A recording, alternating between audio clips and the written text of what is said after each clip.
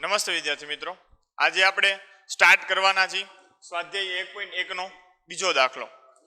તો સ્વાધ્યાય 1.1 નો બીજો દાખલો કેવા શું માંગે છે? એમાં શું કીધું છે કે વાસ્તવિક સંખ્યાના ગણ r પર સંબંધ આપેલો છે આપણને s. એના વડે વ્યાખ્યાયિત સંબંધ s છે એ સ્વવાચક છે, સંમિત છે કે પરંપરિત છે એ આપણે સાબિત કરવાનો છે. તો મેં અહીંયા આપણને પહેલા તો ગણ શું આપેલો છે કે r. તો ગણ r છે શું? પહેલા તો જે ગણ r છે એ અહીંયા ગણ r એ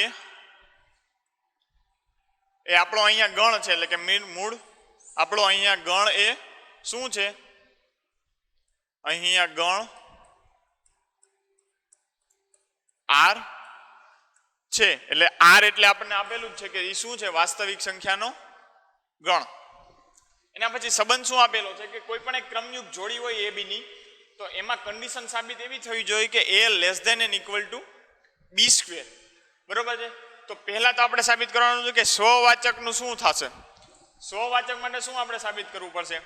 તો કે કોઈ પણ આપણે સંખ્યા લઈએ ગણ r માંથી, એટલે આપણે સંખ્યા લઈએ પહેલા તો કે a બિલોંગ્સ ટુ r. બરાબર છે? તો એના માટે સંબંધ સાચો થશે. તો સંબંધમાં a બિલોંગ્સ ટુ r હોય તો આ સાબિત થશે. તો કે આ એટલે 1 less than equal to a. હવે a આપણે શેમાંથી લીધેલો છે? તો કે a આપણે લીધેલો છે a બિલોંગ્સ ટુ r માંથી. બરોબર છે? તો a બિલોંગ્સ ટુ જો r હોય તો આપણે વાસ્તવિક સંખ્યા તો કોઈ પણ લઈ શકીએ. તો આપણે અહીંયા જે ધન 1 કરતા મોટી જે સંખ્યા છે એના માટે આ કન્ડિશન સાબિત થશે, પણ 1 કરતા નાની સંખ્યા એટલે કે 0 માઇનસ વાળી સંખ્યા છે એના માટે આ કન્ડિશન સાચી થશે નહીં. તો તેથી નોન બિલોંગ્સ ટુ r. કારણ કે અહીંયા જે પોતાનો સંબંધ છે, અહીંયા એ વાળો જો હું બે જગ્યાએ એ લઈ લઉં એટલે કે એ શું થઈ ગયું? સ્વવાચક સંબંધ આપણે સાબિત કરવા માંગી છીએ. પણ અહીંયા જે જોડી છે એ એની, એટલે કે કોઈ પણ સંખ્યા નહીં, પોતાની જ સંખ્યા સાથે જે સંબંધ છે એ અહીંયા સાબિત થશે નહીં. એટલે ક્રમયુક્ત જોડીમાં એટલે કાઉન્સમાં એ non belongs to r. r નહીં મીન્સ કે s. આપણો અહીંયા સંબંધ r નથી આપેલો, r આપણો અહીંયા ગણ છે એટલે નોન બિલોંગ્સ ટુ s. એટલે કે સંબંધમાં આ ક્રમયુક્ત જોડ મળશે નહીં. એટલે આ સંબંધ કેવો થશે? આ સંબંધ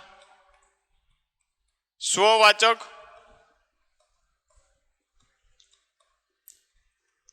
થશે નહીં. બરોબર છે? સ્વવાચક નહીં થાય. હવે એના પછી લઈએ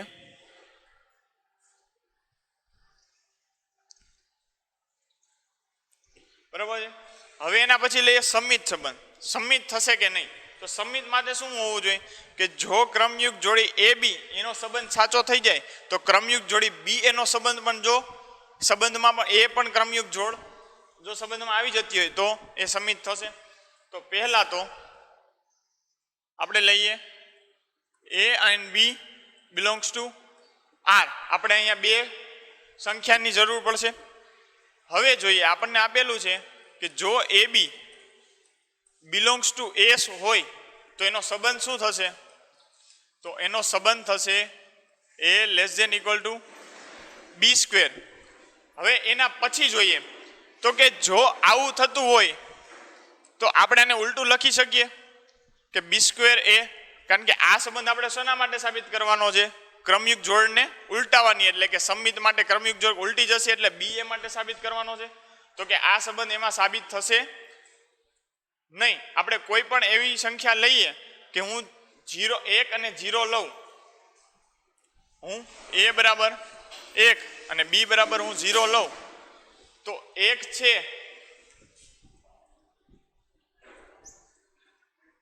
જે 1 છે અહીંયા આ 1 થશે, A less than equal two 0 થશે નહીં. કારણ કે 0 કરતાં કેવી હશે? 1 મોટી. અને એના પછીમાં b સ્ક્વેર એટલે કે 0. તો આ કન્ડિશન આ સંખ્યા માટે સાબિત થશે તો એક કન્ડિશન સાબિત થશે નહીં. આપણે બંને કન્ડિશન કેવી હોવી જોઈએ? ટ્રુ થતી હોવી જોઈએ. તો જ હું એ સંબંધને હું શું કહી શકું? તો હું એ સંબંધને કહી શકું કે એ સંબંધ કેવો છે? સંમિત સંબંધ. બરોબર છે. તો આ થતું નથી તો હું બી એ એસ માં લઈ શકું નહીં. બરોબર છે. જો એ બી એસ માં છે પણ બી એ એસ માં એટલે કે સંબંધમાં આવતું નથી, એટલા માટે આ સંબંધ કેવો થશે? નહીં. આ સંબંધ સંમિત સંબંધ થશે નહીં. સંમિત સંબંધ થતો નથી. હવે આપણે પાસે બે વસ્તુ આવી ગઈ કે પહેલા તો સ્વવાચક નથી થતો અને સંમિત પણ થતો નથી.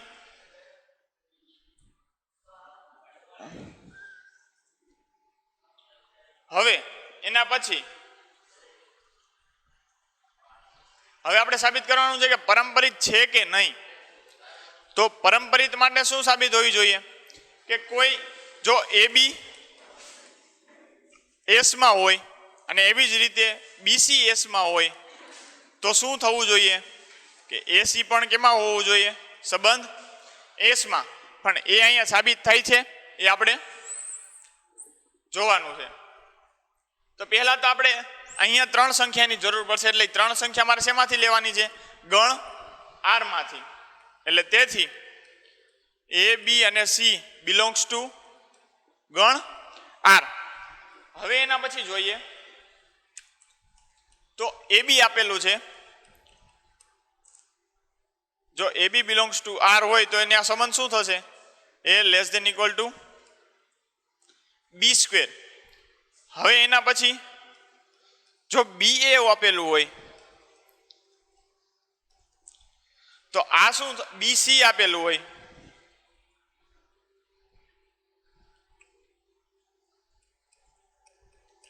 તો સંબંધ શું થશે? B less than equal to C square. તો જો એસી હોય, જો આપેલું હોય તો આ સંબંધ થશે કેવો? A less than equal to C square. તો તમે જોઈ શકો કે થશે કે નહીં થાય. તો આ સી સ્ક્વેર એટલે કે એ અને આનો સ્ક્વેર એટલે કે આ શું થઈ જશે? સી ની 4 ઘાત. કારણ કે અહીંયા એ હતો, આનો સંબંધ કોની સાથે છે? સી સ્ક્વેર સાથે. એટલે સી ની શું થઈ જશે? 4 ઘાત. કારણ કે આપણને સ્ક્વેર હતો અને એનો સ્ક્વેર થશે એટલે શું થઈ જશે? સી ની 4 ઘાત. પણ આ આપણે સંબંધમાં આવું તો આપણને આપેલું જ નથી. આપણને કોઈ એક સંખ્યા પહેલી સંખ્યાનો બીજી સંખ્યાનો એટલે કે A less than equal to B નો સ્ક્વેર. એટલે આપણે સંબંધ છે એ 4 ઘાત નથી. એટલે સંબંધમાં આપણને શું આપેલી છે? 2 જ ઘાત એટલે કે વર્ગ આપેલો છે એવો સંબંધ હોવો જોઈએ. એટલે આપણે કોઈ પણ સંખ્યા લીધા વગર જ આપણે કહી શકીએ તો કે આ થશે નહીં. શું? કેમ આ નહીં થાય? કારણ કે આપણને સંબંધમાં શું આપેલો છે? લેસ ધેન ઇક્વલ ટુ કોઈ પણ બીજી સંખ્યાનો સ્ક્વેર થવો જોઈએ. અહીંયા લેસ ધેન ઇક્વલ ટુ સંખ્યાની 4 ઘાત થાય છે એટલે પોસિબલ થશે નહીં. એટલે આપણે કહી શકીએ કે આ સંબંધ છે એ પરંપરિત પણ નથી. બરોબર છે. હવે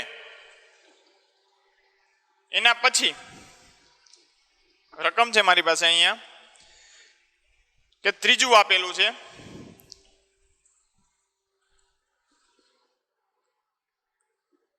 એમાં શું આપેલું છે? કોઈ ગણ આપેલો છે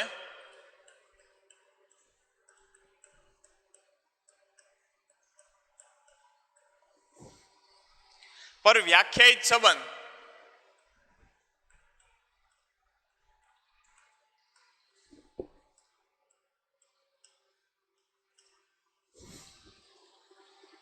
સંબંધ આર બરાબર ક્રમયુગ જોડ એ બી પણ એ કેવી જોડ છે એટલે એનો સંબંધ શું છે? બી બરાબર a પ્લસ 1. એ સ્વવાચક સંમિત કે પરંપરિત છે કે નહીં?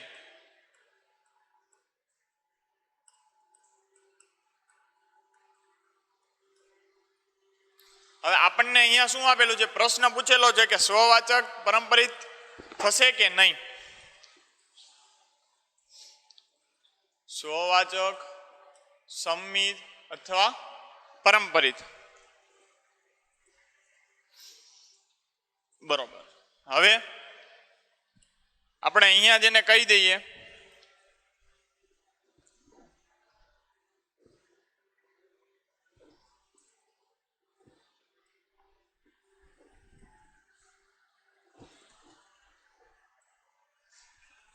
હવે પેલા તો જોડી કેવી બનશે? પેલા આપણને સંબંધ કયો, ગણ કયો આપેલો છે?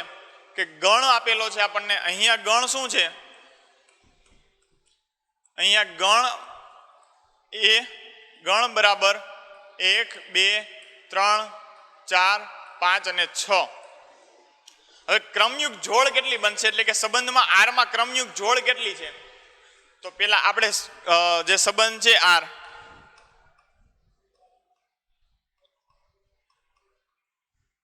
તો ક્રમયુક્ત જોડ કઈ બનશે? જો હવે આપણે બી એવો લેવાનો છે, આપણે એ એવો લેવાનો છે કે એનો જે એમાં 1 ઉમેરીએ એટલે બી આવે. એટલે આપણે એની કિંમત જ લેતા જઈએ. પહેલા એની કિંમત 1 લઈએ તો બી અહીંયા શું છે? બી બરાબર a પ્લસ 1. બી બરાબર a પ્લસ 1. તો એની કિંમત આપણે પહેલા લઈએ 1. તો એની કિંમત જ્યારે 1 લઈએ ત્યારે બીની કિંમત કેવી થઈ જશે? 2. પછી લઈએ કે a બરાબર આપણે 2 લઈએ તો બીની કિંમત કેવી થઈ જશે? 3.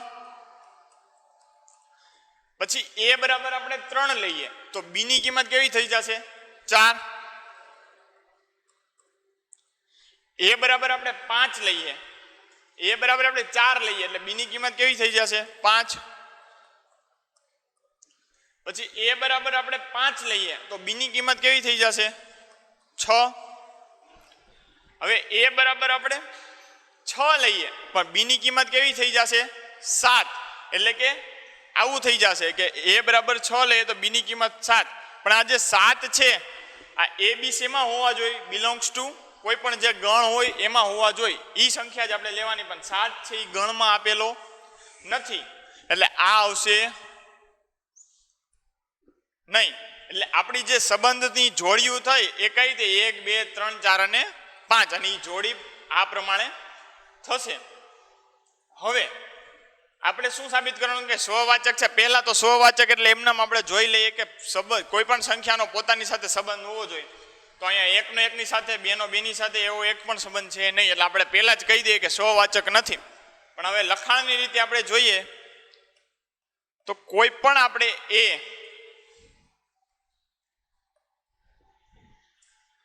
belongs to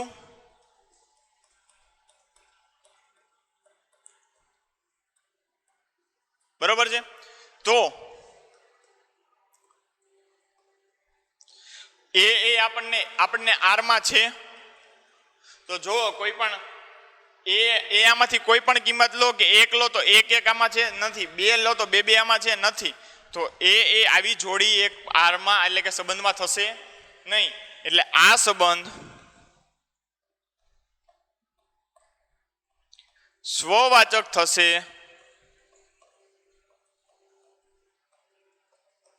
નહીં. બરોબર છે. એટલે પહેલા તો આપણને ખબર પડી ગઈ કે સ્વવાચક નથી. ચલો એના પછી આપણે જોઈએ કે સંમિત થશે કે નહીં. હવે જોઈએ સંમિત માટે. સંમિત માટે શું જોવું જોઈએ? કે જોડી એ બી આપેલી હોય તો એની ઉલટી જોડી કે બી એ પણ શેમાં હોવી જોઈએ? તો કે સંબંધમાં, સંબંધ આર માં. તો હવે આપણે જોઈએ કે પહેલા તો એ અને બી મારે શેમાંથી લેવાના છે? કે કોઈ પણ આ ગણમાંથી. તો એ બી બિલોંગ્સ ટુ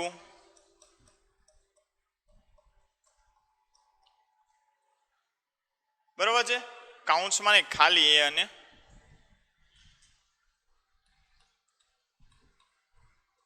બરોબર છે.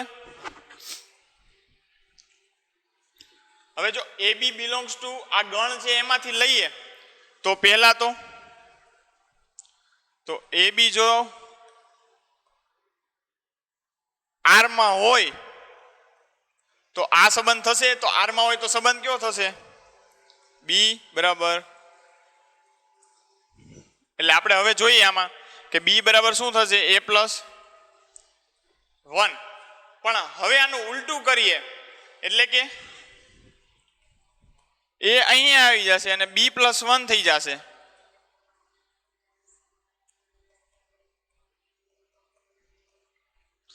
તો આની ઉલટી છે એટલે 1 2 નું ઉલટું ક્યાંય આપેલું છે? તો જો તો કે ના.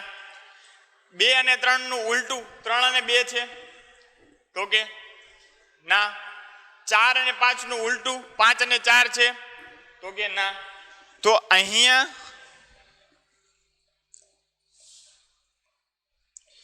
બી એ એવો કોઈ પણ આર માં એવી આપણને જોડી મળતી નથી. તો આ સંબંધને આપણે કેવો સંબંધ કહીશું? તો આ સંબંધ સંમિત નથી. બરોબર છે, એટલે આ સંબંધ આપણને સંમિત મળતો નથી. હવે લાસ્ટ સંબંધ આપણે ચકાસવાનો છે કે લાસ્ટ સંબંધ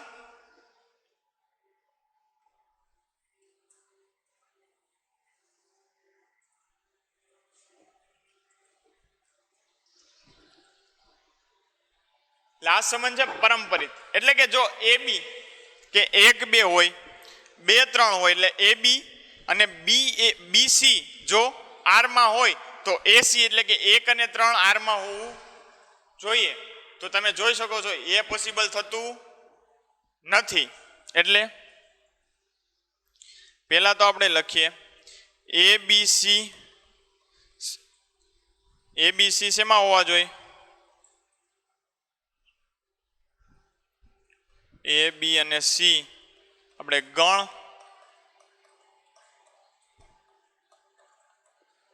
આમાં હોવા જોઈએ. પ્લસ એમાં શું હોવું જોઈએ કે હવે આપણે જો એ બી એમ કહીએ કે બિલોંગ્સ ટુ આર હોય તો સંબંધ કેવો થાય? તો સંબંધ થશે બી બરાબર a પ્લસ 1. પછી એમ લઈએ કે બી અને સી જો આર માં હોય તો સંબંધ થશે બી બરાબર સી પ્લસ 1. તો આના બે ઉપરથી એમ કહી શકીએ કે એસી આર માં હોય તો સંબંધ કેવો થશે કે ભાઈ એ બરાબર સી પ્લસ 1. તો આપણે અહીંયાથી જોઈ શકીએ છીએ કે એ બી એટલે કે 1 અને 2 આપણે એમ લઈએ કે એ બરાબર લઈએ, અહીંયા ઉદાહરણ તરીકે એ બરાબર 1 લઈએ, બી બરાબર 2 લઈએ અને સી બરાબર 3 લઈએ. તો હવે ચકાસ કરીએ. એ બરાબર 1 છે એટલે બી બરાબર 2 થશે. 1 2 આલો આમાં છે. પછી બી બરાબર શું આપણને આપેલું છે? 2. અને સી બરાબર આપણને શું આપેલું છે? સી બરાબર 3. તો એ થશે જ નહીં, કારણ કે એ બી પછી બી સી તો એ સી તો એ મળશે. આપણે લઈએ જ છીએ કે એ બરાબર 1 2 3 લઈએ તો એના માટે પણ સાબિત થતું નથી. આમાં પહેલામાં સાબિત થઈ જાય છે કે બી બરાબર શું થશે? તો અહીંયા આપણે જો સી ની કિંમત પણ શું લેવી પડે? 1 લેવી પડે. તો પણ કંઈ સાબિત થતું નથી. એટલે આની ઉપરથી જ આપણે કહી શકીએ કે જો એ બી સી તો એ સી મળે નહીં. તો A C not equal to R. એટલે આ સંબંધ કેવો થઈ જશે આપણો?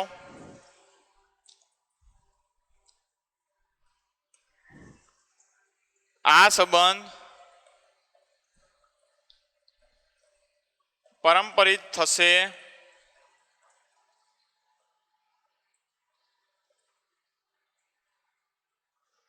નહીં. હવે એના પછી જોઈએ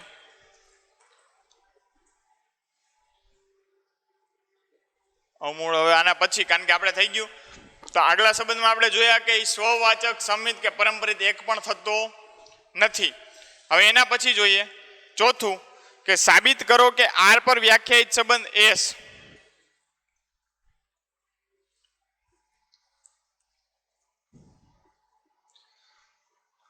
આર પર વ્યાખ્યાયિત સંબંધ S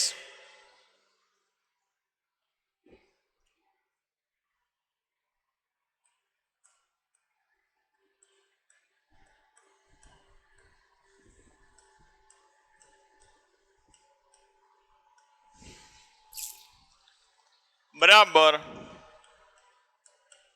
A B A less than equal to બી એ સ્વવાચક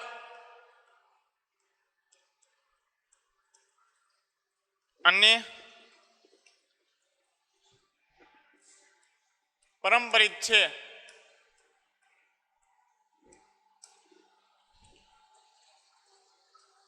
અને પછી શું કીધું છે પરંતુ સંમિત સંબંધ નથી.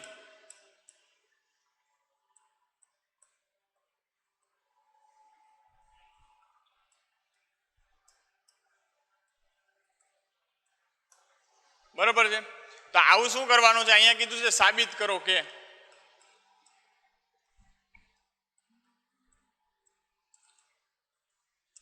પછી એના પછી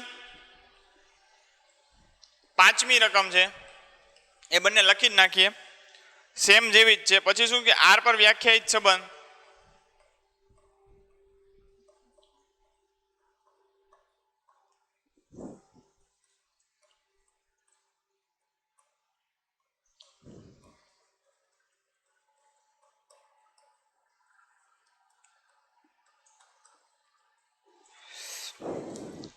તો એ સ્વવાચક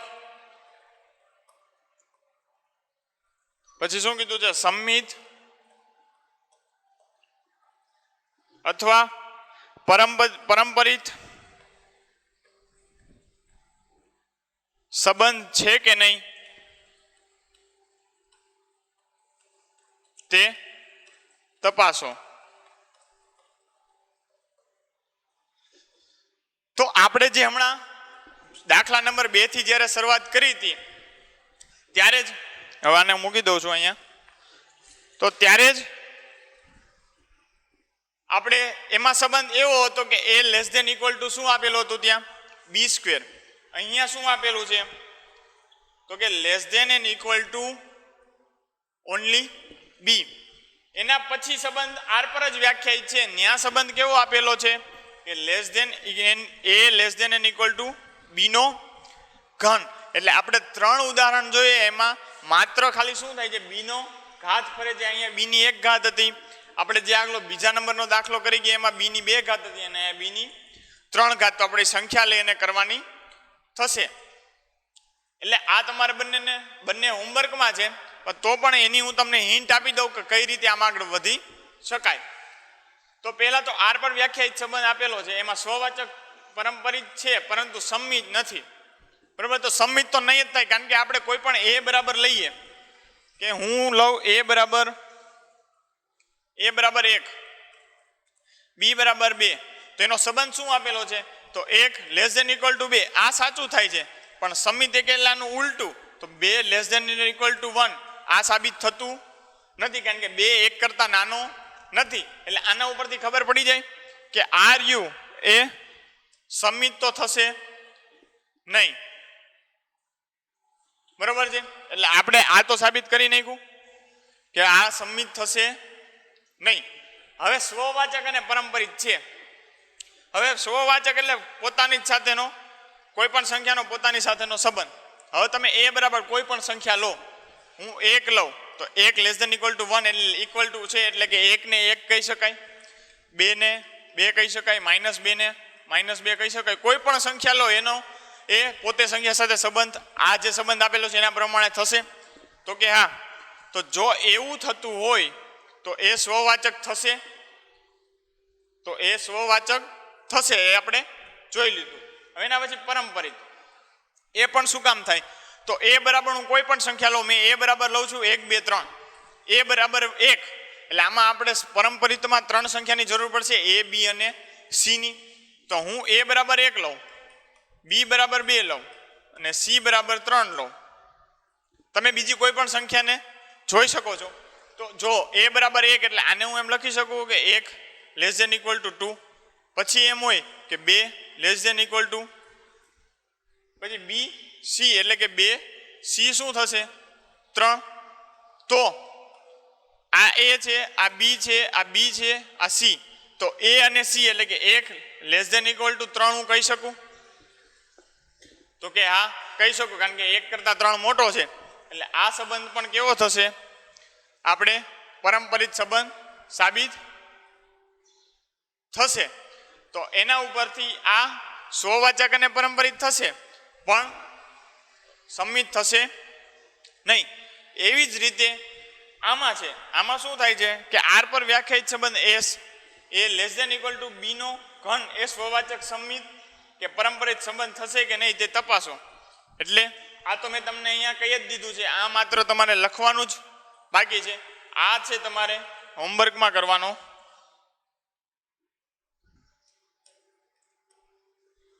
બરોબર છે? એટલે તમને જો આમાં કંઈ ન સમજાય તો તમે પછી જણાવી શકો છો. તો આપણે જો જે સ્ટુડન્ટને ન સમજાય તો આપણે એના માટે સાબિતી આપણે લખશું અને તેને એના માટે વ્યવસ્થિત રીતે સમજાવશું. પણ આ મારા ખ્યાલ મુજબ તમે આટલા જે સ્વવાચક પરંપરિત અને સંમિતના દાખલા જોયા એના પ્રમાણે તમારે આ થઈ જવો જોઈએ. તો હવેના નેક્સ્ટ લેક્ચરમાં આપણે સ્વાધ્યાય 1.1 ને આગળ વધારીશું. Thank you.